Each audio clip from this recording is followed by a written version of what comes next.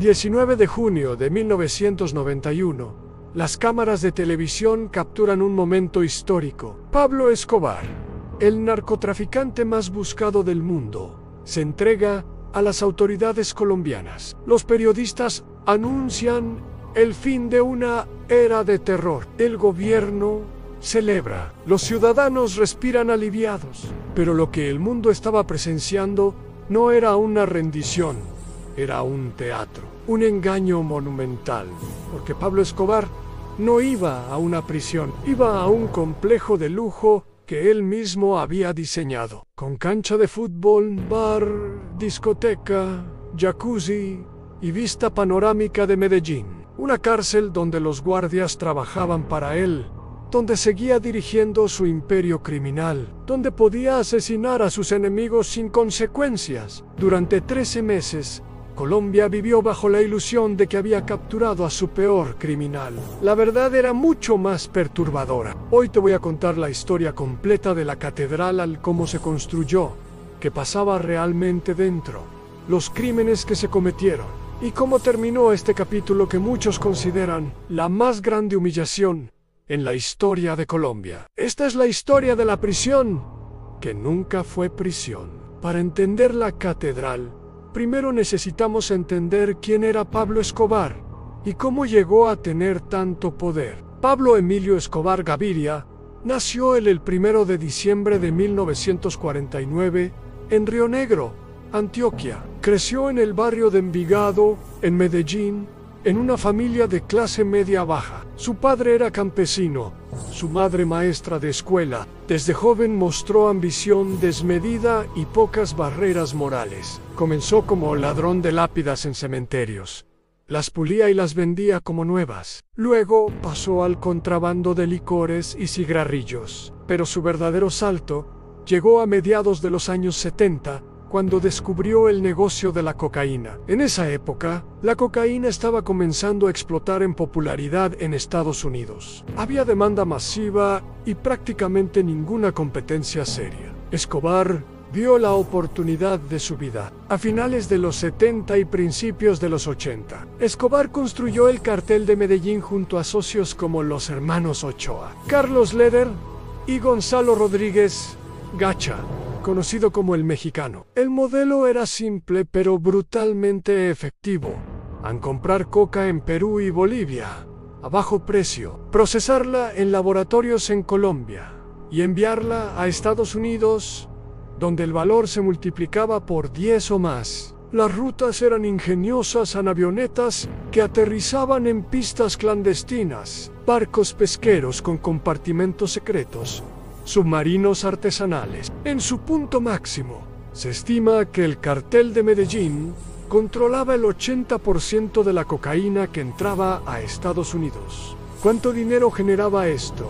Las cifras son asombrosas. En su momento de mayor era poder, se calcula que Pablo Escobar ganaba entre 50 y 70 millones de dólares por día en sí. La revista Forbes lo listó como uno de los hombres más ricos del mundo, con una fortuna estimada de más de 30.000 millones de dólares. El dinero era tanto que tenía problemas para guardarlo. Historias verificadas cuentan que enterraba millones en el campo. Q perdía el 10% de su efectivo anualmente por daños de humedad y ratas. Gastaba $2.500 al mes solo en bandas elásticas para envolver fajos de billetes. Pero Escobar no quería ser solo rico, quería respeto, legitimidad, poder político. En los primeros años 80, construyó un barrio completo para familias pobres en Medellín, en el barrio Pablo Escobar. Con cientos de casas que regaló, construyó canchas deportivas, iglesias, escuelas. Repartía dinero en efectivo en barrios marginales. Para muchos en Medellín, no era un criminal, era don Pablo, el benefactor que les dio lo que el Estado nunca les dio. En 1982, fue elegido como representante suplente a la Cámara de Representantes de Colombia. Había logrado lo imposible, un narcotraficante en el Congreso, pero su ambición política duró poco. El ministro de Justicia, Rodrigo Lara Bonilla, lo denunció públicamente expuso sus vínculos con el narcotráfico y lo sacó del Congreso. Era una humillación que Escobar no iba a perdonar. El 30 de abril de 1984, sicarios en moto asesinaron a Rodrigo Lara Bonilla en Bogotá. Fue el primer golpe de una guerra que duraría casi una década.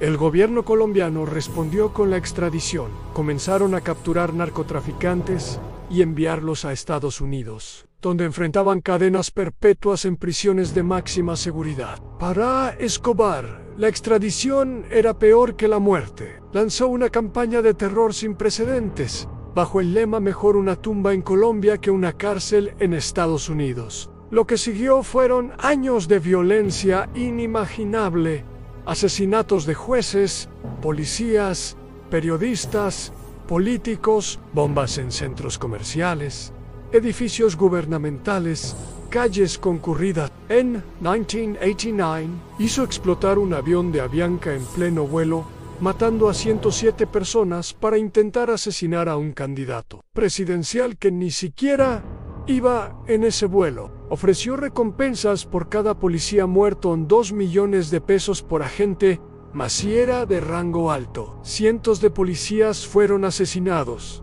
Colombia era un estado de terror y Pablo Escobar era el responsable. Pero para 1990, el panorama estaba cambiando para Escobar. Primero, el bloque de búsqueda. El gobierno había creado un grupo élite de la policía dedicado exclusivamente a capturarlo, con entrenamiento de Estados Unidos y tecnología de rastreo. Cada día se acercaban más.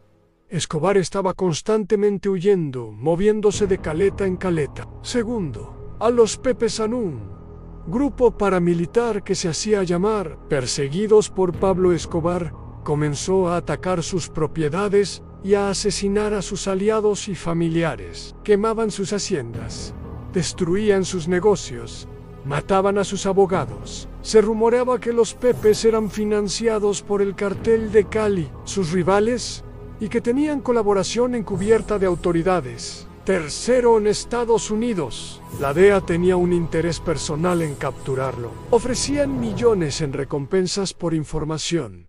Presionaban al gobierno colombiano constantemente. Cuarto, su propia familia estaba en peligro, su esposa e hijos vivían escondidos, constantemente amenazados. Su hijo Juan Pablo, quien después cambiaría su nombre a Sebastián Marroquí, ha contado cómo vivían aterrorizados. Escobar estaba acorralado, pero era un estratega brillante y vio una oportunidad. Justo en el año 1991, el país estaba redactando una nueva constitución. En ese contexto político, el presidente César Gaviria propuso una política de sometimiento a la justicia. La idea era ofrecer beneficios a narcotraficantes que se entregaran voluntariamente, en reducción de pena, no extradición y condiciones especiales de reclusión. El objetivo oficial era terminar con la violencia, pero había otro cálculo en. El gobierno estaba agotado, la población aterrorizada, necesitaban una salida. La cláusula más importante para Escobar era simple: la nueva constitución prohibía la extradición de ciudadanos colombianos si se entregaba antes de que la constitución fuera aprobada, y si confesaba al menos un delito, no podría ser extraditado. Para Escobar, esto cambió todo. La extradición era su mayor miedo. Sin ella, podía considerar la prisión como una opción temporal, pero tenía condiciones, muchas condiciones. Las negociaciones fueron conducidas en secreto, a través de intermediarios. Escobar usó a sacerdotes, abogados y familiares como emisarios. Sus demandas eran extraordinarias. En primera demanda, en garantía absoluta de no extradición. Esto era innegociable. Segunda demanda, una prisión especial que él escogería y diseñaría. Argumentaba que necesitaba protección contra sus enemigos. No aceptaría una prisión común, donde podían asesinarlo. Tercera demanda, en guardias de su confianza. Nada de policía nacional ni militares. Quería guardias de la policía de Envigado, su ciudad, donde tenía influencia. Cuarta, demandan control sobre quién podía acercarse a la prisión. El ejército y otros cuerpos de seguridad no podrían ingresar sin su autorización. Quinta demanda, poder recibir visitas frecuentes de familiares y abogados, sin restricciones. El gobierno colombiano estaba en una posición desesperada. La violencia había matado a miles. La economía se veía afectada. El turismo había colapsado. La inversión extranjera huía del país. Y había secuestros. Escobar había secuestrado a familiares de políticos importantes, periodistas reconocidos. Las familias presionaban al gobierno para que negociara. El cálculo del gobierno es mejor tener a Escobar en una prisión, aunque sea especial, que en las calles causando terror.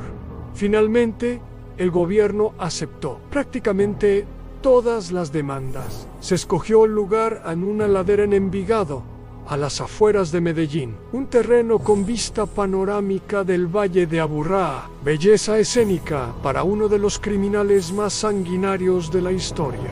La construcción comenzó. Oficialmente era una cárcel de máxima seguridad. En realidad, estaba siendo diseñada como una fortaleza de lujo. El mundo estaba por presenciar uno de los fraudes más descarados en la historia del sistema penitenciario. La construcción de la catedral es una historia fascinante de engaño arquitectónico. Existían dos diseños, uno oficial presentado al gobierno y uno real que solo conocían Escobar y sus arquitectos. El diseño oficial mostraba una prisión austera con celdas básicas, oficinaus, administrativaus y medidas de seguridad estándar. Este fue el que se mostró a funcionarios gubernamentales y al público. El diseño real era completamente diferente. Incluía áreas de lujo, sistemas de comunicación avanzados y rutas de escape secretas. El terreno escogido era estratégicamente perfecto a 3.000 metros sobre el nivel del mar, rodeado de montañas, en territorio donde Escobar tenía control. Cualquier fuerza que quisiera atacar tendría que subir por caminos estrechos donde serían fácilmente detectados. Los contratistas eran personas de confianza de Escobar. Los trabajadores firmaban acuerdos de confidencialidad. Bajo amenaza de muerte, por supuesto. El costo total se estima en varios millones de dólares, pagados completamente por Escobar. Desde afuera, la catedral parecía una prisión legítima. Muros de concreto de 3.5 metros de altura rodeaban el complejo.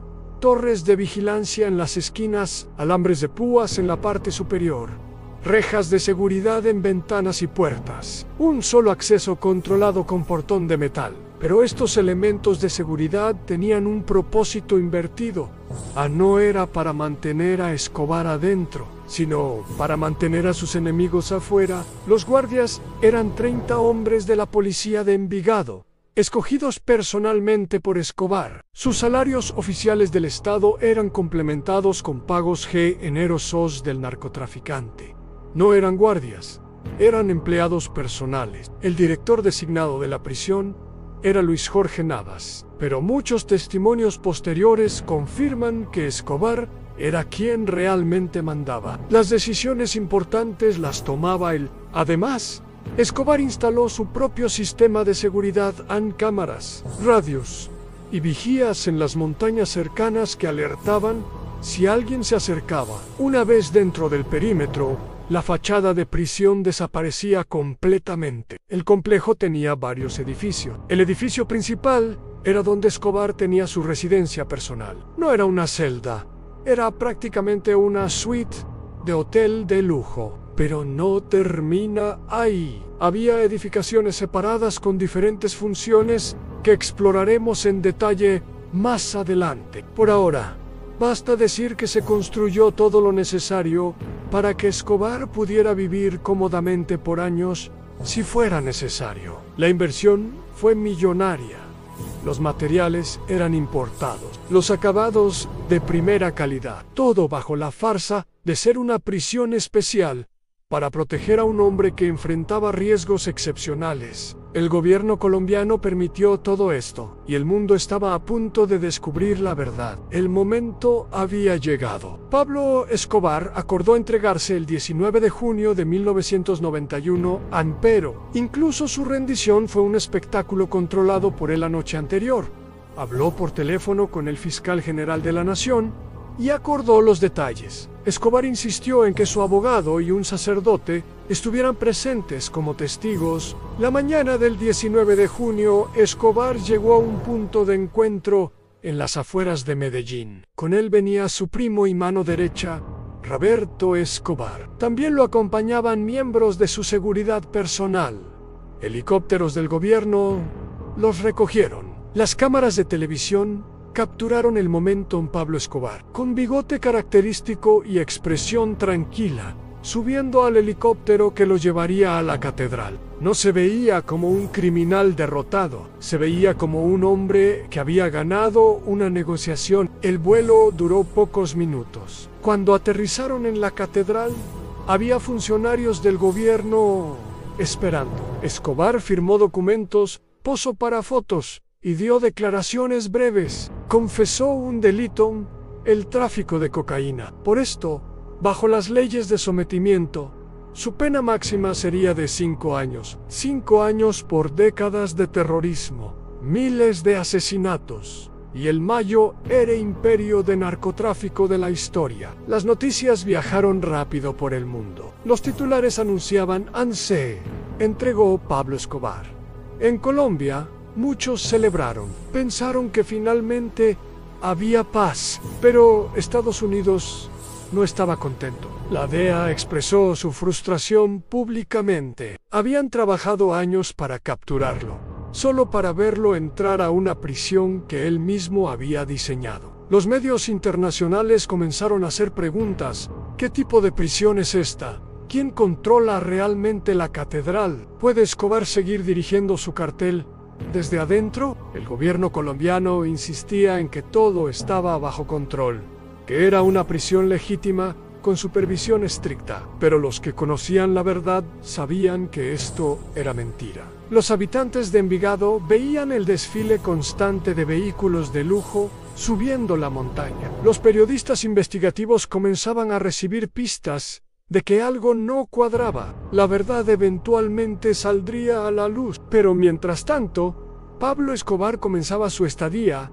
en lo que sería su nuevo centro de operaciones. Ahora viene la parte más increíble de esta historia, lo que realmente pasaba dentro de la catedral. La habitación personal de Pablo Escobar era todo menos una celda de prisión. Tenía una suite grande, con sala de estar, dormitorio espacioso y baño privado. Las paredes estaban decoradas con obras de arte, algunas originales de artistas reconocidos. Tenía una colección de libros, principalmente sobre historia y política. La cama era king size, con sábanas de algodón egipcio. Había una chimenea de piedra que usaba en las noches frías de montaña. Muebles de madera fina, sofás de cuero, alfombras importadas, televisión con cable satelital que le permitía ver canales internacionales, equipos de sonido de alta fidelidad, un escritorio grande donde manejaba sus negocios, aire acondicionado y calefacción, ventanas grandes con vista al Valle de Medellín. Podía ver su ciudad, su territorio, su imperio desde la comodidad de su habitación. No había barrotes en las ventanas de su área personal. No había guardias vigilándolo constantemente. Tenía privacidad total. Sus comidas eran preparadas por chefs profesionales. Podía pedir cualquier platillo: carnes importadas, mariscos frescos, vinos de colección. Algunos testimonios hablan de banquetes con langosta, caviar y champagne. Esta no era la vida de un preso, era la vida de un millonario en su retiro de montaña. Pero la habitación de Escobar era solo el comienzo. Las instalaciones recreativas de la catedral eran dignas de un resort de lujo. La cancha de fútbol era una cancha de pasto natural, tamaño profesional, con iluminación para juegos nocturnos. Escobar era fanático del fútbol y organizaba partidos regulares. Invitaba a jugadores profesionales del Atlético Nacional y otros equipos. Algunos jugadores han admitido públicamente que fueron a jugar a la catedral. Se dice que incluso René Higuita, el famoso portero colombiano, visitó la catedral. Los partidos eran eventos sociales completos con comida, bebida y hasta apuesta. El bar y la discoteca, había un bar completamente equipado con licores premium, whisky escoces, vodka ruso, tequila mexicano, vinos franceses. La colección de licores valía probablemente decenas de miles de dólares. La discoteca tenía pista de baile con piso de madera, luces estroboscópicas, bola de espejos y un sistema de sonido profesional. Se organizaban fiestas los fines de semana con música en vivo o DJs contratados. Jacuzzis y sauna. Había múltiples jacuzzis exteriores con vista al valle. Un sauna seco de madera de cedro. Estas instalaciones eran usadas para relajación y también como parte de las fiestas que organizaba. Gimnasio, han equipado con pesas, máquinas de ejercicio, punching bags. Escobar y sus hombres se mantenían en forma. El ejercicio también servía para pasar el tiempo. Otras amenidades, una parrilla para asados, una zona de juegos con mesas de billar y ping-pong, jardines con caminos para pasear. Uno de los detalles más extraños y reveladores era la casa de muñecas que Escobar construyó para su hija Manuela. No era una casa de muñecas normal, era una estructura de 2 pisos, lo suficientemente grande para que una niña pudiera entrar y jugar dentro, con habitaciones decoradas, muebles a escala y todos los detalles. Manuela visitaba regularmente a su padre en la catedral. Para ella, no era una prisión, era el lugar especial de papá en la montaña. Escobar intentaba mantener una apariencia de normalidad para su familia. Su esposa, María Victoria Hanao, también visitaba frecuentemente, a veces quedándose días completos. Su hijo Juan Pablo iba y venía. Celebraron cumpleaños, navidades y otras ocasiones familiares en la catedral. Esto ilustra lo surrealista de la situación en un narcotraficante celebrando cumpleaños infantiles en una prisión de máxima seguridad. Pero la catedral no era solo un lugar de lujo, era un centro de operaciones. Escobar tenía acceso a tecnología de comunicación de punta para la época en teléfonos satelitales.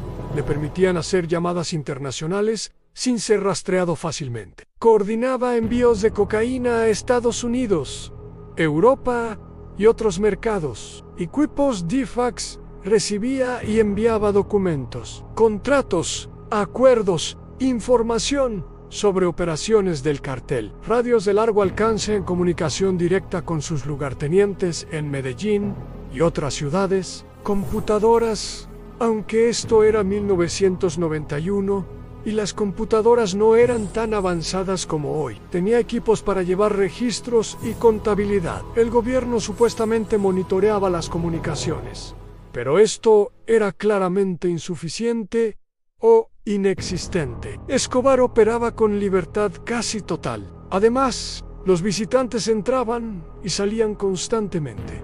Socios del cartel llegaban para reuniones. Abogados traían documentos. Empresarios lavadores de dinero coordinaban operaciones. Las autoridades reportaban estas visitas como encuentros con abogados y familiares. En realidad, eran juntas de negocios. Testimonios posteriores de guardias y trabajadores revelan otro aspecto perturbador en las prostitutas y fiestas. Regularmente llegaban mujeres de agencias de escorts de Medellín.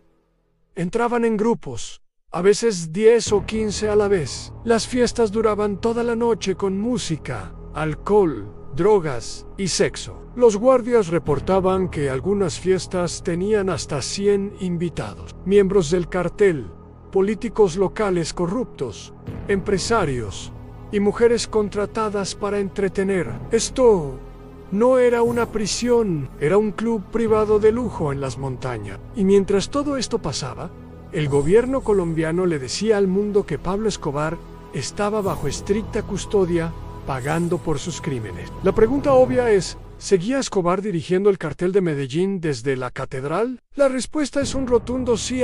Desde la catedral, Escobar coordinaba el tráfico de cocaína en los envíos nunca se detuvieron. La cocaína seguía fluyendo desde Colombia hacia Estados Unidos y Europa. Escobar daba órdenes a través de teléfonos satelitales y mensajeros. Las rutas eran las mismas en avionetas desde pistas clandestinas, barcos desde puertos controlados por el cartel, lanchas rápidas por el Caribe. Se estima que durante su estadía en la catedral, el cartel siguió moviendo toneladas de cocaína mensualmente. El lavado de dinero en negocios legítimos, que servían como fachada, continuaban operando. Empresas de taxis, constructoras, fincas ganaderas, concesionarios de autos, todo para lavar millones de dólares en efectivo. Escobar recibía reportes financieros, aprobaba inversiones y tomaba decisiones estratégicas sobre cómo mover el dinero. El cobro de deudas. Aun cuando alguien le debía dinero al cartel, Escobar enviaba sicarios a cobrar. Con violencia si era necesario. Varios asesinatos en Medellín durante 1991 a 1992 fueron ordenados desde la catedral. La guerra con el cartel de Cali, la rivalidad con el cartel de Cali continuaba. Escobar ordenaba ataques contra sus enemigos desde su prisión. La guerra entre carteles no se detuvo por su encarcelamiento, pero el incidente que finalmente expondría la farsa de la catedral fue el asesinato de los hermanos Galeano. Fernando y Mario Galeano eran socios del cartel, encargados de almacenar dinero y droga. En 1992, Escobar comenzó a sospechar que le estaban robando. Se rumoreaba que habían escondido $20 millones para ellos. En junio de 1992, Escobar los citó a una reunión en la catedral. Llegaron pensando que podrían explicar la situación. No tenían idea de lo que les esperaba. Lo que pasó dentro de la catedral esa noche es brutal y ha sido contado por varios testigos. A los hermanos fueron interrogados violentamente. Escobar personalmente participó. Fueron torturados para que confesaran dónde estaba el dinero. Uno de los métodos fue quemarlos con cigarrillos y golpearlos con bates. Cuando terminó el interrogatorio, fueron ejecutados con disparos en la cabeza. Pero la brutalidad no terminó ahí. Sus cuerpos fueron descuartizados para facilitar su disposición. Algunas versiones dicen que usaron una motosierra. Los restos fueron sacados de la catedral en bolsas de basura y enterrados en fosas clandestinas en las montañas cercanas. Todo esto sucedió dentro de una prisión supuestamente controlada por el Estado colombiano. Los guardias sabían lo que estaba pasando. Probablemente ayudaron. Nadie hizo nada para detenerlo. La noticia de los asesinatos comenzó a filtrarse. Primero fueron rumores en Medellín. Luego, familiares de los Galeano comenzaron a hacer preguntas. Periodistas investigativos empezaron a indagar. Para julio de 1992, la prensa nacional estaba publicando historias sobre ejecuciones dentro de la catedral. Las denuncias llegaron al Congreso. La presión sobre el gobierno se volvió insostenible. ¿Cómo era posible que un narcotraficante estuviera torturando y asesinando personas dentro de una prisión del Estado? ¿Dónde estaban los guardias? ¿Por qué nadie intervino? Las respuestas eran obvias, pero vergonzosas porque la catedral nunca fue una prisión real, porque el gobierno había entregado el control total a Escobar, porque Colombia había negociado desde la debilidad y había sido humillada. El presidente César Gaviria no tuvo más opción. Ordenó el traslado inmediato de Escobar a una prisión militar legítima en Bogotá. Pero Pablo Escobar tenía otros planes. El 22 de julio de 1992 sería uno de los días más vergonzosos en la historia institucional de Colombia. Cuando Escobar se enteró de que el gobierno planeaba trasladarlo, comenzó a prepararse. Tenía inteligencia dentro del gobierno. Sabía con anticipación que vendrían por él. Algunas versiones dicen que funcionarios corruptos le avisaron con días de anticipación. Escobar sabía que si salía de la catedral hacia una prisión real, sus días estaban contados. Lo extraditarían a Estados Unidos o sus enemigos lo matarían.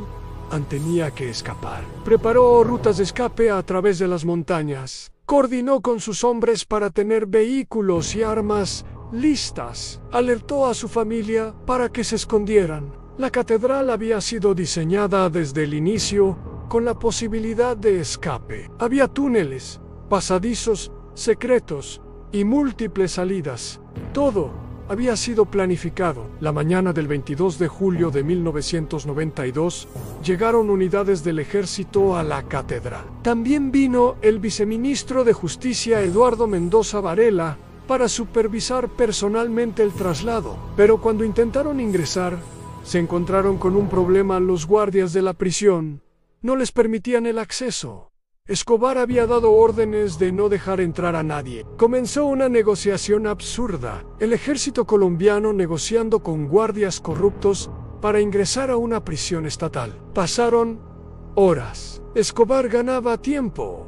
Desde dentro, Escobar hacía llamadas telefónicas. Contactó políticos, contactó abogados. Intentó negociar condiciones. Su estrategia era prolongar la situación, mientras ultimaba su plan de escape. En algún momento del mediodía, la situación se volvió tensa. Hubo disparos, aunque no está claro quién disparó primero. El viceministro Mendoza y otros funcionarios estaban dentro de la catedral, prácticamente como rehenes. La niebla de montaña comenzó a cubrir el área. Esta fue la oportunidad que Escobar esperaba. En medio de la confusión, con la niebla cubriendo el complejo, con negociaciones fallidas y desorganización total de las autoridades, Pablo Escobar y varios de sus hombres simplemente caminaron hacia el bosque. No hubo persecución inmediata, no hubo disparos, no hubo helicópteros de seguimiento. El narcotraficante más buscado del mundo se evaporó en las montañas. ¿Cómo fue posible? Hay dos explicaciones, y probablemente ambas son ciertas. Incompetencia. El operativo fue mal planeado. No había suficientes tropas rodeando el perímetro. No coordinaron con anticipación. Subestimaron la lealtad de los guardias hacia Escobar. No consideraron las condiciones climáticas. Complicidad. Muchos creen que funcionarios específicos sabotearon deliberadamente el operativo, que Escobar tenía información privilegiada porque alguien dentro del gobierno le avisó que los guardias tenían órdenes de facilitarle la fuga. Algunas teorías más oscuras sugieren que el mismo gobierno quería que se escapara, que el escándalo de la catedral era tan vergonzoso que preferían que desapareciera antes que admitir públicamente el desastre. Lo cierto es que el resultado fue humillante. Colombia construyó una prisión especial para su peor criminal.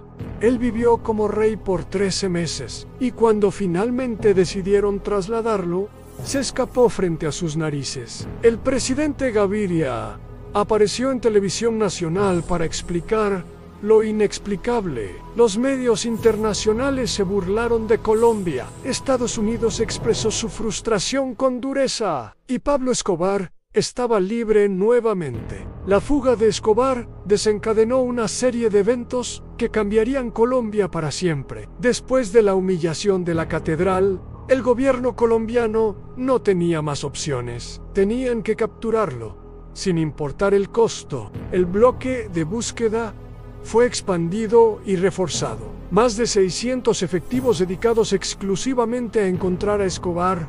Tecnología de rastreo estadounidense de última generación, helicópteros de vigilancia, interceptación de comunicaciones. Estados Unidos envió más asesores de la DEA. Aumentaron las recompensas hasta $2.7 millones por información que llevara a su captura. Los Pepes intensificaron sus ataques, quemaron más propiedades de Escobar, asesinaron a más de sus asociados, destruyeron sus redes de apoyo. Escobar estaba constantemente en movimiento.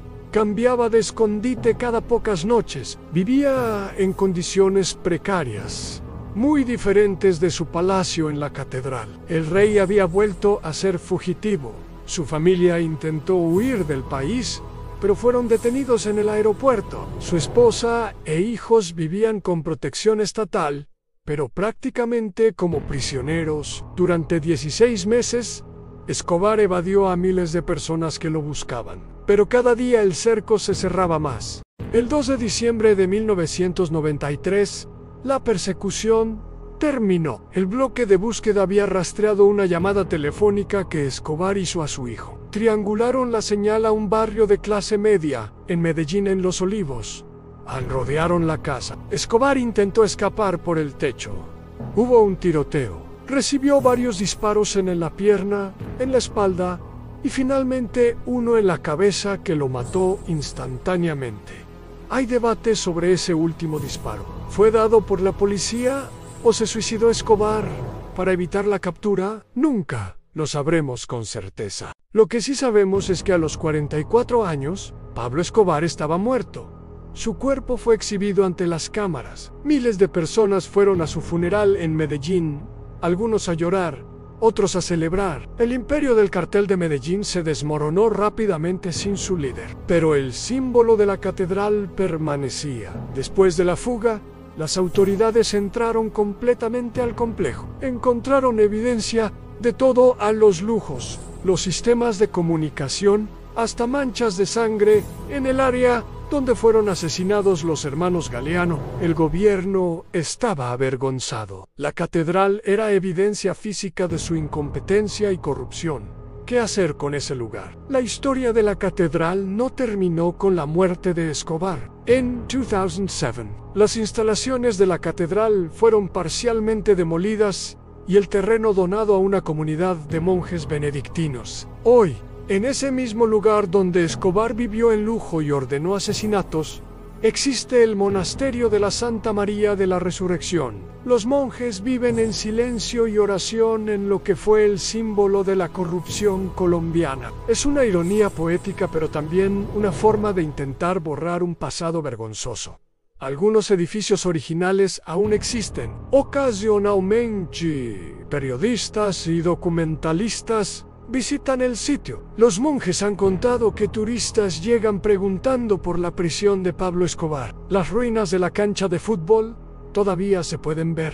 Partes de los muros originales siguen en pie. Para quienes saben la historia, el lugar tiene un aire fantasmal. Después del escándalo, se iniciaron investigaciones sobre quién permitió la catedral. César Gaviria, el presidente que autorizó el acuerdo, defendió su decisión como necesaria para terminar con la violencia. Aunque criticado, completó su mandato y después tuvo una larga carrera política, incluso llegando a ser secretario general de la OEA. Los guardias corruptos fueron investigados. Algunos fueron arrestados y condenados por complicidad, pero las penas fueron relativamente leves. Los funcionarios que negociaron y supervisaron la catedral enfrentaron cuestionamientos, pero pocos tuvieron consecuencias reales. Colombia decidió pasar la página. Los arquitectos y constructores nunca fueron seriamente investigados. Simplemente hicieron el trabajo por el que les pagaron. La verdad es que demasiadas personas estaban involucradas. Investigar a fondo habría expuesto la corrupción en múltiples niveles del gobierno. Fue más conveniente llamarlo error de juicio y seguir adelante. La catedral se convirtió en símbolo en la cultura popular. La serie Narcos de Netflix dedicó varios episodios a recrear la catedral. La serie mostró los lujos, las fiestas, los asesinatos. Aunque hay dramatización, capturó la esencia de lo absurdo que fue. Documentals, libros, películas, podcasts, todos cuentan la historia de la catedral como ejemplo de hasta dónde puede llegar la corrupción. En Colombia, la catedral se usa como referencia cultural. Cuando alguien menciona un sistema corrupto donde los criminales tienen todo el poder, dicen: es otra catedral. El hijo de Escobar, Sebastián Marroquín, antes Juan Pablo Escobar, ha hablado públicamente sobre sus visitas a la catedral cuando era niño. Describe lo surrealista que era visitar a su padre en esa prisión que parecía casa de vacaciones. ¿Qué podemos aprender de la catedral casi 35 años después? La catedral demostró los peligros de negociar con criminales desde una posición de debilidad. El gobierno colombiano estaba desesperado. La violencia era insoportable. Miles morían, la economía sufría. Entonces aceptaron prácticamente cualquier demanda de Escobar. El cálculo era, al menos estará en un lugar controlado, aunque sea una prisión especial. Pero Escobar nunca tuvo intención de ser controlado. La catedral fue simplemente otra herramienta para mantener su poder mientras esperaba que sus enemigos se debilitaran. La lección a negociar no es rendirse, pero ceder todo es ser derrotado. El gobierno colombiano cruzó esa línea. Algunos argumentan que al menos hubo 13 meses con menos violencia, pero ¿a qué costo?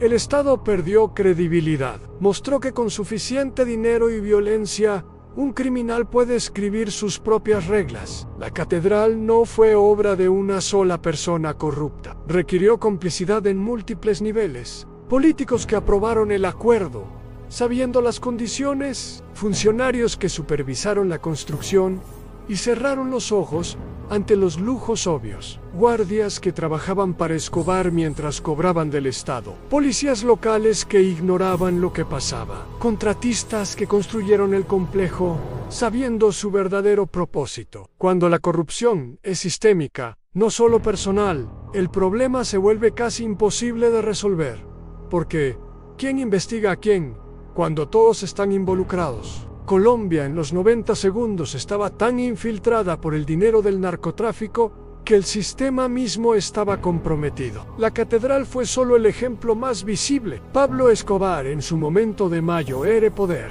tenía más recursos que algunos países pequeños. Con ese dinero compró políticos, jueces, policías, generales, compró medios de comunicación, compró lealtad de comunidades enteras y finalmente compró su propia prisión. El narcotráfico no es solo un problema de seguridad, es un problema económico y político. Cuando las ganancias son miles de millones de dólares, hay suficiente dinero para corromper cualquier sistema. La guerra contra las drogas en América Latina ha probado ser casi imposible de ganar, porque el dinero del lado criminal supera vastamente los recursos del lado legal. La catedral fue la manifestación física de esta realidad.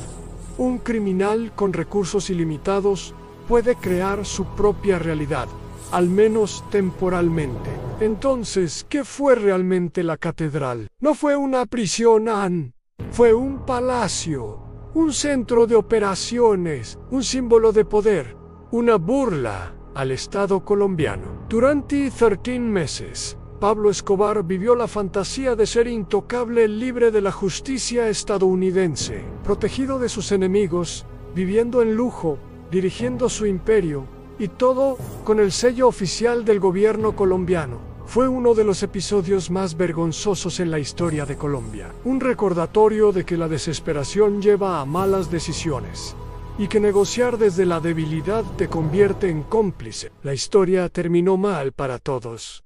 Escobar murió huyendo como rata en un techo. El gobierno quedó humillado internacionalmente.